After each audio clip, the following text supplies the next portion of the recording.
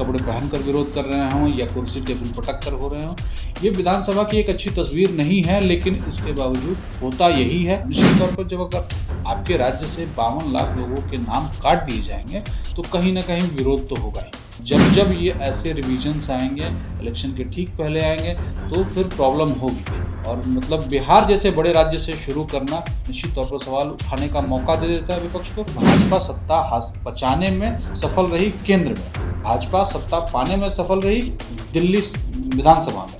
तो भाजपा को सत्ता यहाँ अगर बचाना है तो उसे अपनी स्ट्रेटजी में वैसा बदलाव करना पड़ेगा जैसा उसने दिल्ली में किया। देखिए, बिहार विधानसभा का मानसून सत्र चल रहा है।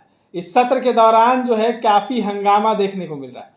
एक तरफ सदन में पूरा विपक्ष जो है काले कपड़े पहनकर जो है विरोध कर रहा है एसआईआर का। वहीं जनस्वराज जो है आज पटना की सड़कों पर, भीषण गर्मी है और इस भीषण गर्मी में पटना की सड़कों पर जनस्वराज उतर गया है। प्रशांत किशोर भी हैं और कह रहे हैं कि हमारी 5 सूत्री मांग है। देखिए, एसआईआर के मुद्दे पर, बिहार बदलाव के मुद्दे पर, कई ऐसे मुद्दे हैं, शिक्षा के मुद्दे हैं, रोजगार के मुद्दे हैं, पलायन के मुद्दे, तमाम मुद्दों पे जो है आज जनस्वराज सड़कों पर है। हमारे साथ हमारे संपादक पवन प्रकाश हैं। सदन में सरकार को विपक्ष घेर रहा है तो सड़कों पर जनस्वराज घेर रहा है, जो तीसरा विकल्प है। जनस्वराज घेर रहा है सड़कों पर क्योंकि अभी वो सड़क पर ही है। हाँ। अभी उसके कोई विधायक नहीं बने हैं। हाँ। अभी इस चुनाव के बाद से हो सकता हो कि जो उनके कुछ विधायक बने या ज़्यादा विधायक बने तो उसके बाद से वो लोग विधानसभा में भी दिखेंगे। राजद अभी निश्चित तौर पर बिहार विधानसभा में सबसे बड़ी पार्टी है, या एक काद कम हो गए चूँकि कई लोग इधर उधर हुए हैं।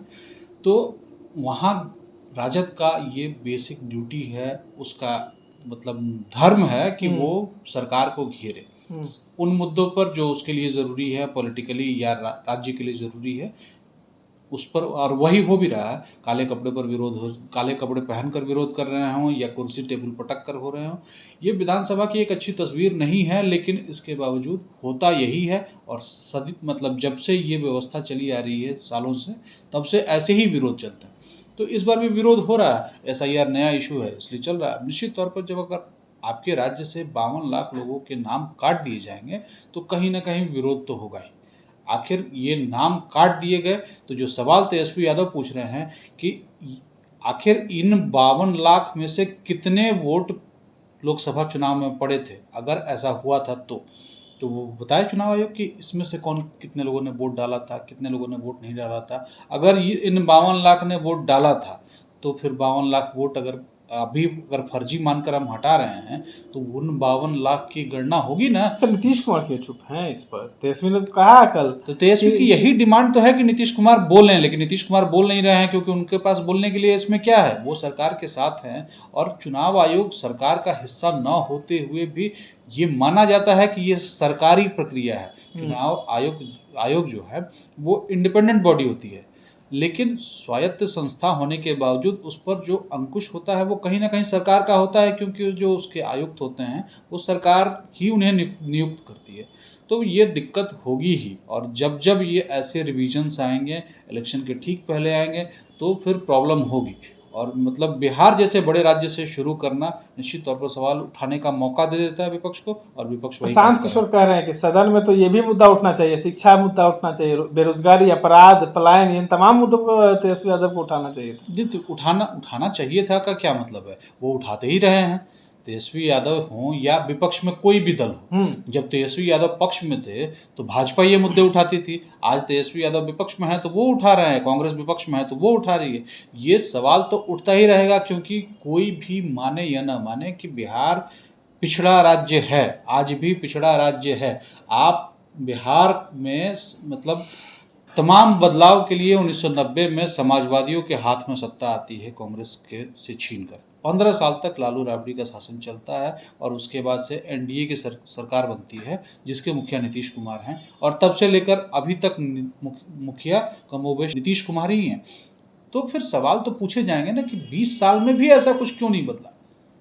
15 साल में का आप कहते हैं कि 15 साल में शिक्षा की हालत बहुत ख़राब थी, अच्छी बात है, ठीक है, आपको मौका मिला था। 20 साल में आपने क्या किया ये बताएं।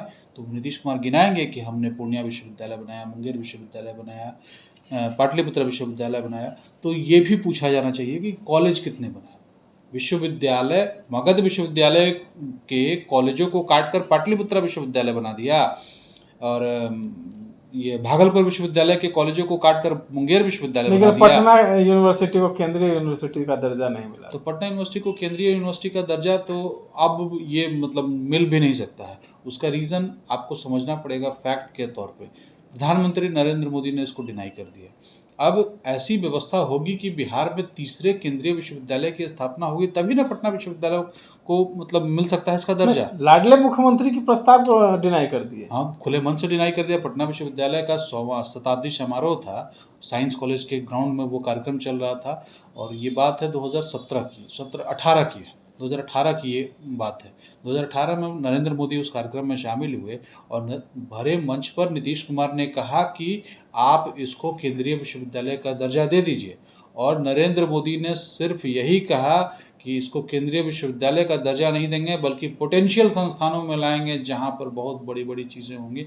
ऐसा कुछ हुआ नहीं। 7 साल इस बात को गुजर चुका है। एक सवाल है कि बिहार विधानसभा का सत्र चल रहा है, तो दूसरी ओर सत्र में जिस तरीके से हंगामा हो रहा है, तो कहीं ना कहीं बीजेपी जो है, लोग कह रहे हैं कि बीजेपी डर गई है, इसलिए आनंद फानन में वो बैठक बुलाती है, तमाम पदाधिकारियों की बैठक बुलाती है, देर रात तक जो है वो बैठक चलती है। क्या लगता है कि इस प्रदर्शन से जो कुर्सी है वो बदल जाएगी?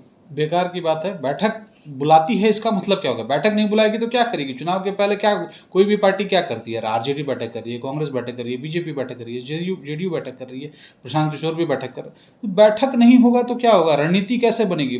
रणनीति हवा में नहीं ना बनती है, रणनीति बैठकों में बनती है। बैठकों के पहले एक प्रक्रिया होती है सोचने समझने की, प्रस्ताव बनाने की, और उस प्रस्ताव पर चर्चा होती है बैठकों में, और वो बैठकें अभी से लेकर चुनाव के ठीक पहले तक खूब होंगी।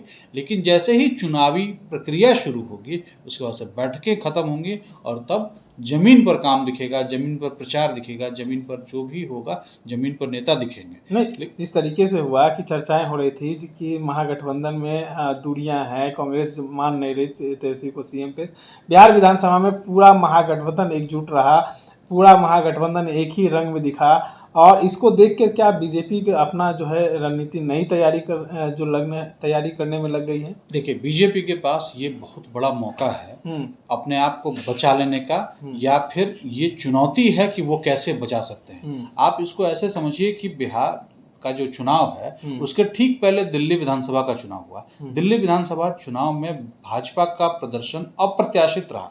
किसी को ये उम्मीद नहीं थी, भाजपा को भी, कि वो ये यहाँ सरकार बना रहे हैं। ये लग रहा था कि अरविंद केजरीवाल की जो पार्टी है, आम आदमी पार्टी, कुछ सीटों से पिछड़ जाएगी, सरकार नहीं बना पाएगी, या कुछ सीटें उसकी कम हो जाएंगी, लेकिन सरकार वो बनाएगी। लेकिन भाजपा को वहाँ विक्ट्री मिली। लोकसभा चुनाव में भी कांग्रेस या बाकी दल जो भी कहें कि भाजपा 240 तक सिमट गई, लेकिन हकीकत यही है कि भाजपा आज सत्ता में है और नरेंद्र मोदी उसके प्रधानमंत्री हैं। तो भाजपा सत्ता बचाने में सफल रही केंद्र में, भाजपा सत्ता पाने में सफल रही दिल्ली विधानसभा में।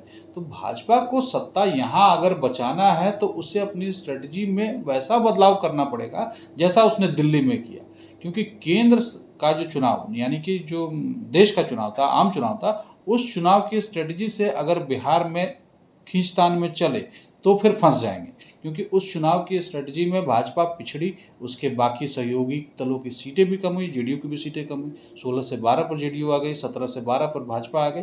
तो ऐसी स्थिति में भाजपा के लिए नुकसानदायक हो सकता है, इसलिए उसको स्ट्रेटजी तो बदलनी ही होगी, उसे कुछ वैसी स्ट्रेटजी लानी होगी जैसी वो दिल्ली विधानसभा चुनाव के समय लेकर आए। वो स्ट्रेटजी क्या है, इस पर भाजपा मंथन करे, इस पर तो हम और आप कुछ कह नहीं सकते। तमाम बातों को सुन रहे थे। देखिए, एक तरफ प्रशांत किशोर सड़कों पर हैं तो सदन में तेजस्वी यादव, इन तमाम चीज़ों को सुन रहे थे। इस तरह के तमाम अपडेट्स के लिए बने रहे इनसाइडर लाइव के साथ। धन्यवाद।